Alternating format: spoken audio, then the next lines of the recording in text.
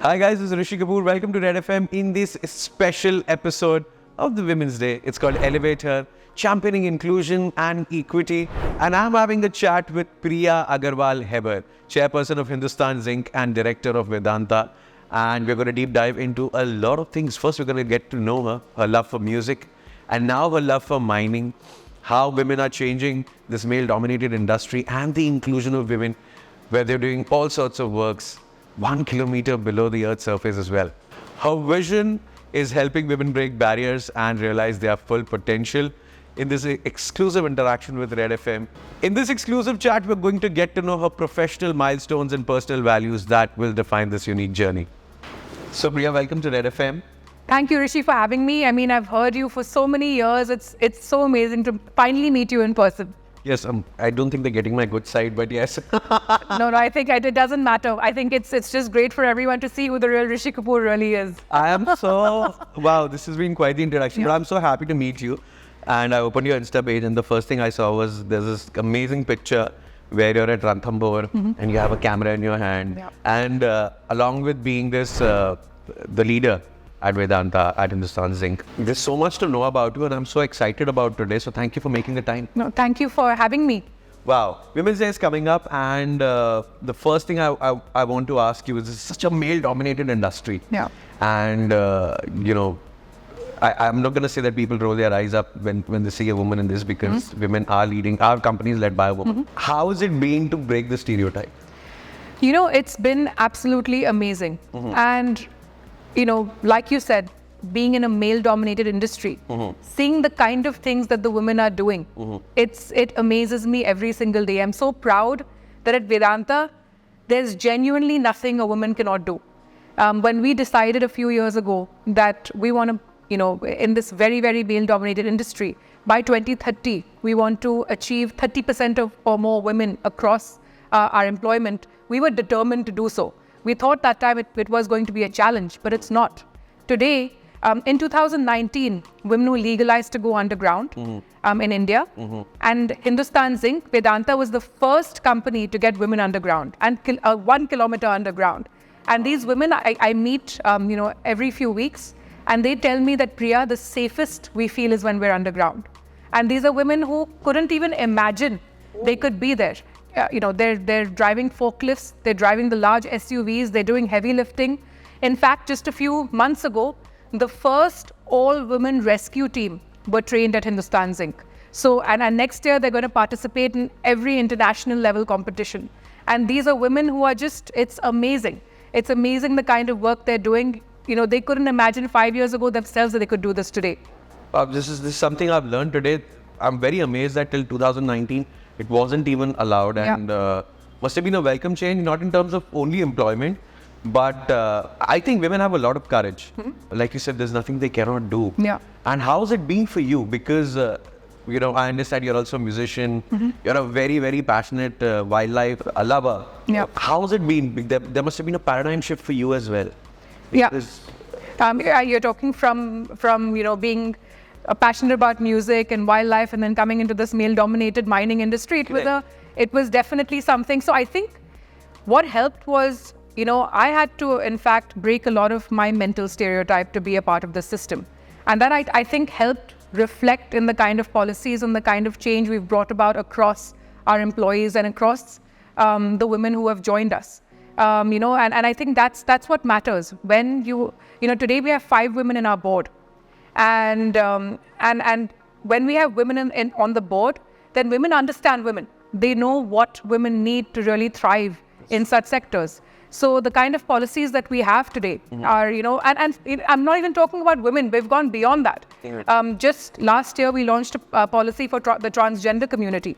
I met some of our transgender employees a few years ago, and they told me that one of the most important things for them is a gender affirmation surgery.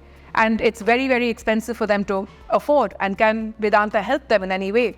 So just a few months later, we launched a policy where if any transgender individual wants to get a gender affirmation surgery, we give them 200,000 rupees towards that, and we give them a 1-month leave for the recovery time. So we're really building policies that are global policies. We are really, really not looking at inclusivity just in terms of gender. We're looking at inclusivity far beyond.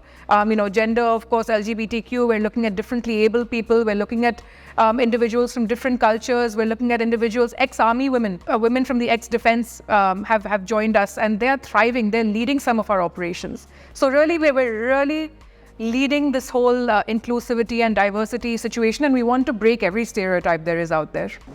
Because you touch upon this and this, you're also working towards sustainability and protecting the environment. And I've heard some amazing stories of going water positive in a place where people had to walk bare feet for water. Yeah.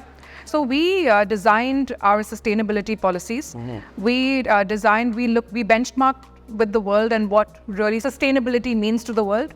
With that, we designed 9 aims. And in those 9 aims, one was to go, zero carbon before 2050. Some of our units will be there before 2030. Wow. We've designed goals to go water positive by 2030. We have goals where we want women, 30% women in our leadership and in our employees. We have policies where we want to impact the lives of 100 million women and children. So we have these 9 aims across different areas of ESG, and we're well on our way there. It's amazing because, like you said, water positivity in Rajasthan, where Kane is, where in Barmer, water has always been a scarcity. But today, Kane is not only water positive, but it's also providing water for the community there. So once you're determined to do something we're the largest renewable company purchaser in the world. Not in India, in the world. So if we're determined, to achieve certain things, we just have to take those steps and start doing it. And I was very lucky to hear about a message where there were these people, women especially from a village, where they said we had to walk kilometers together, bare feet in this heat, and we had no provision of water, and it's just suddenly come, and we're so happy about it. Yeah. So well done, you guys, because wow. So last year I had visited Barmer for the first time, and and one of the things I really wanted to do was explore Barmer a little bit. So we found some local friends and some neighboring individuals who are born and bred and lived their whole lives in Barmer, and those are the kind of people I wanted to interact with and explore. So we set out. And we decided we want to go out and and see what Barmer really has to offer. I've been to Jaisalmer, but I've never been to Barmer. And he took us to the border. They took us to the sand dunes over there. And while we were there, in the scorching heat, I couldn't even put my bare feet on the ground in that dune. It was burning up, so I had to keep my shoes on. And in front of me, we saw this line of 30 women walking bare feet in that heat. Wow. And they have been walking kilometers to go to one small well. They've walked, they've reached there, and it's taken them another 1.5 hours individually to get the water from that well. And now they have to carry that water back kilometers to their home in that scorching heat.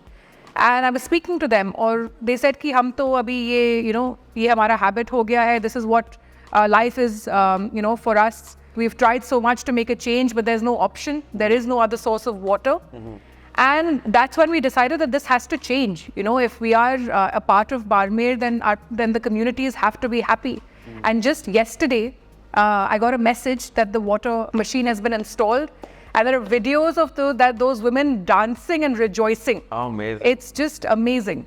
Amazing. Yeah. Like how they say, Pani Jeevan hai, Yeah. Jal Jeevan hai. Yeah. Because you're actually giving them a lifeline. Yeah. Talking about lifeline, what you do in terms of the industry also contributes so much towards the economy and creating jobs. It's crazy the stories I've heard from your team that what all has happened around the mines. Yeah. Firstly, I want to talk about the mines because जो हम web series या movies में देखते हैं, this is whole the Kala Patthar and वो it's it's a really boring dark place. Yeah. What exactly happens in your company at the mine? Yeah. So what's amazing is that what the world feels, they think Kala Patthar, they think blood diamond, and they think of this, I meet so many people who feel that they'll go underground and they have to wear their, their old overall and old clothes underneath the overalls, and it's going to get spoiled. But when they go underground, they realize that it looks just like this. Technology has advanced so much that there's no difference between what we see here and what goes on underground. Today, even when we talk about hard labor, hard manual labor, that's completely stopped. That's not even a part of what happens in the underground. Today, there's automatic machines that are operated from the office. So there are machines, there are drilling machines, there are vehicles that have no people actually operating it there. They're sitting on their office desk, almost like a video game, operating the entire, the entire machinery. So things have transformed. Today, mining is nothing like it used to be before. One analogy is an open heart surgery. Before, it used to be an open heart surgery. Today, it's done robotically. So today, mining has become almost such that we can become environment positive. Once we have reclaimed mines today that have more biodiversity than it had before. So again, like I said, if we're determined and we know that the world needs sustainability, we know the world needs to progress towards a greener future.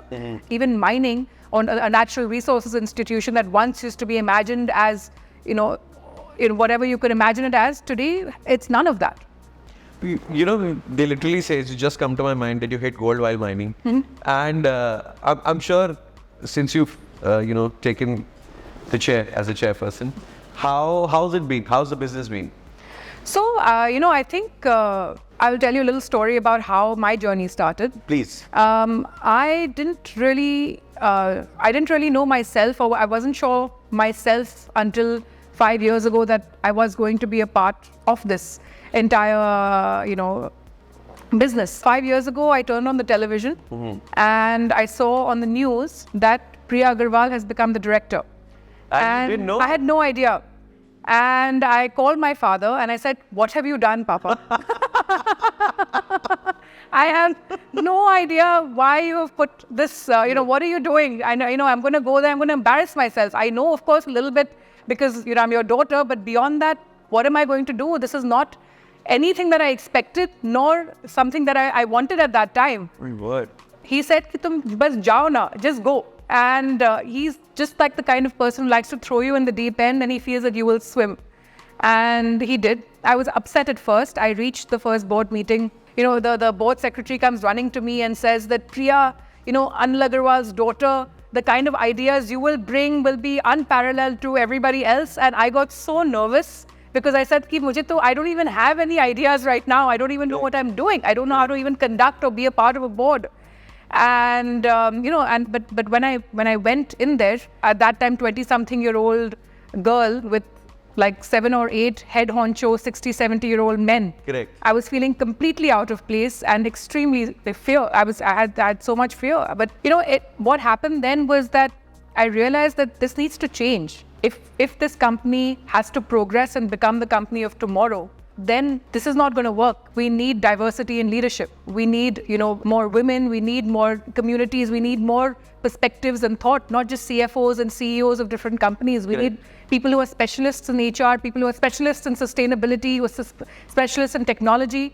We need to bring that perspective. So that is where slowly I felt like I started adding some value. I'm sure now you're full blown into the system and you're just spearheading, okay, I want it this way and that way, and I'm so glad this is a great example for the women to come. Absolutely. Now I'm, of course, almost living and breathing this. Of course, I do need my escape, and my escape is the jungle.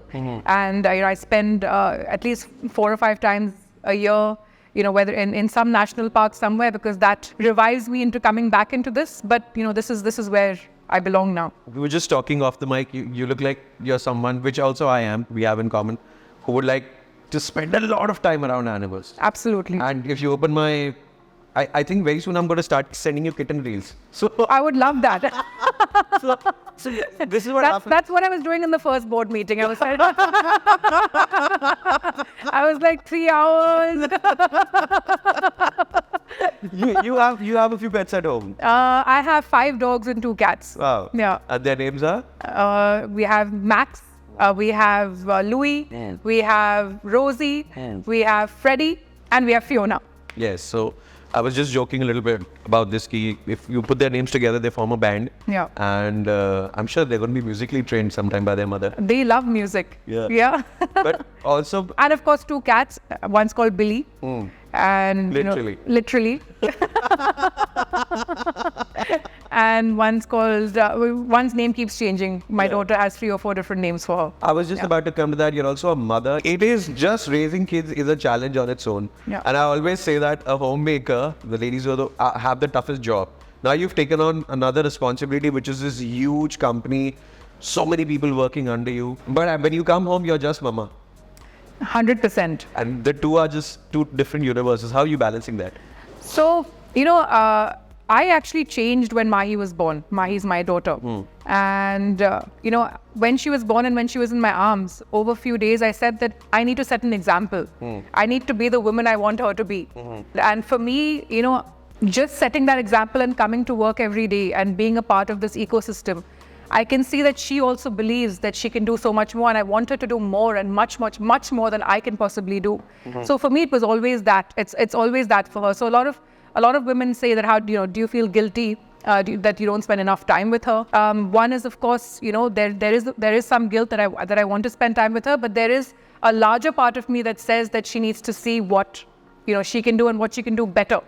And beyond that, of course, in today's date, which is great, things have changed because my husband is very much, apart from being MD of our electronics business, he is a hands-on father. He's amazing with her. So it's great. We coordinate our schedule, and whenever he's traveling, I'm with her, and when I'm traveling, he's with her, and she gets a lot. And of course, the grandparents are always there, which is a great part of our Indian culture. That is the best part. Yeah. But what people don't realize, the tough part is how difficult it is for someone like you to even squeeze a meal for the whole family together, because everybody's just traveling at different times. Yeah. And I know how tough that is. Yeah. And I'm so glad you're doing it so well. Yeah. Now let's come back to the animals and taking those amazing pictures, going out doing something for them. There is some movement in that area as well. In the wildlife? Yes. So, of course, it makes a big part of my passion and a big part of my personality. I want to spend as much time as I can in the outdoors, in the jungle. I feel like a new person when I'm there. My husband says that your mood is so positive, you should always be in the jungle. But apart from spending time there, I want to ensure that in whatever way I can and whatever way Vedanta can, we support nature, we support conservation. And we have started a project called the Animal Care Organization. And within this organization, we're building a world-class shelter, hospital, and hospital rehabilitation center and education institute for animals. It's going to be really a one-of-a-kind center. And we will make spokes of that across the country, because we really feel that every animal needs to have access to, their basic healthcare. And so this is an initiative very, very close to my heart. Beyond that, we're also supporting many reserves. We've just contributed towards 7 patrolling vehicles in Ranthambore. We're contributing towards anti-poaching camp in another reserve called Ramgarh. And we want to do a lot more to see how we can protect more of our biodiversity and wildlife. Not just tigers, but we have, the other day I learned that we have caracals. I didn't even know we had, I've seen caracals in South Africa. Yes. Caracals are these, smaller wild cats. I didn't know they existed in India. Correct. I just found out they did. And there are only very, very few left. You can only count them. And so we should start working towards preserving these amazing animals that we have. We have rhinos, we have tigers, we have caracals, we have, animals that the world only waits to understand and learn and see, and we should do whatever we can to conserve them. Correct. Save them today, or you'll only find pictures of them tomorrow. Yeah, exactly. In all of this, like you were asking me about my dentistry, I want to ask you about your music, because while you were growing up, it would have always been music first. Yeah. And that's another thing we have in common. Yeah. I have Tracy Chapman's hair, and I know Fast Car is your favorite song, and is mine. So Absolutely. how is is there any time left for music? There's, I think it's not about having time left for music. For me to be able to operate every day, music has to be a big part of my everyday life. So, whether it's coming to work in the morning, most of the times today I've driven myself to work, and I need like good loud music, driving, listening. It completely gets me, ready for the day.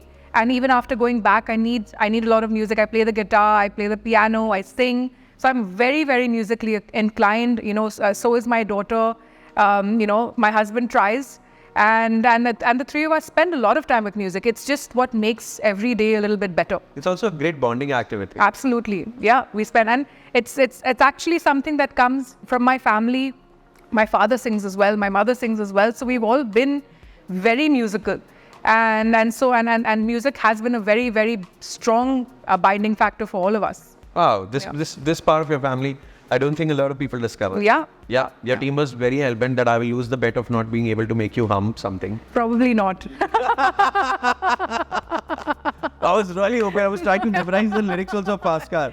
Very bad. I'm like, do 4 lines to yaad kar lo, because I've always heard the song. Yeah. I reached till the... Next time I'll tell the team that keep my guitar. I don't mind playing the guitar. I would have loved it if you would have done it at the radio station, because everything is just ready there. Yeah, that's true. Aa jayega. That's true. What next for you, the company? I mean, this is a conclusion of the interview. Yeah. It's a lovely chat. We've learned so much today about you, the company, in general, what the future is. You always have, this is my baby, Rishi. This is happening. I'm so passionate about this. Yeah. This one you watch. Yeah. What is that one thing? When it comes to the company, I think the future is that this company is going to be the first company that is going to show the world that mining can be a green process. Wow. It's going to green mining fully. Fabulous, fabulous. What is your, because Women's Day, what is your, that one-line advice to all the women in different parts of various industries that, dreams do come true, and, you can take anything head on? Something that I'd love to, empower, and this is what I always say to, every woman across our organization or anyone who meets me. Something that my father has always told me that I'd like to, is 2 things. He's always said that if you know you're doing the right thing, then you have to be fearless. Be fearless, go and get it. And when you do start seeing yourself succeeding, keep your feet on the ground. Stay humble, because that is where, if you don't stay humble, that's where you're going to go down. So be fearless and stay humble, and there's no looking back. I'm so happy to have had this chat with you, and we've learned so much today. Thank you. Thank you so much, Rishi, for having me, and it was a great chat. It's a great chat. Someday we'll have this chat 1 kilometer below. Absolutely. We must. It will be a great experience, although Fantastic. No one will be able to tell that we're there. We'll add a few pictures though. Great. Thank you, and all the best. Thank you. Thank you. Thank you.